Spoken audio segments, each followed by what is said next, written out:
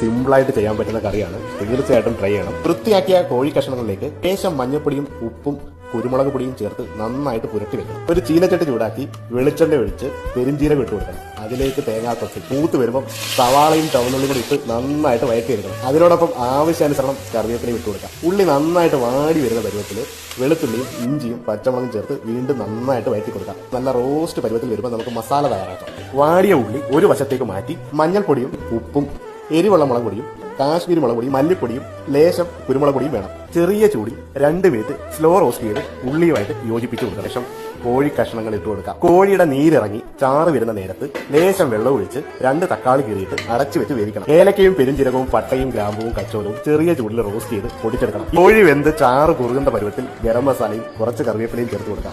കറിയുടെ മുകളിൽ എണ്ണ തെളിഞ്ഞു വരുമ്പോൾ തീ ഓഫ് ചെയ്ത് ഒരു 20 മിനിറ്റ് തണുക്കാനായിട്ട് വെക്കണം. തീർച്ചയായിട്ടും ട്രൈ ചെയ്യണം.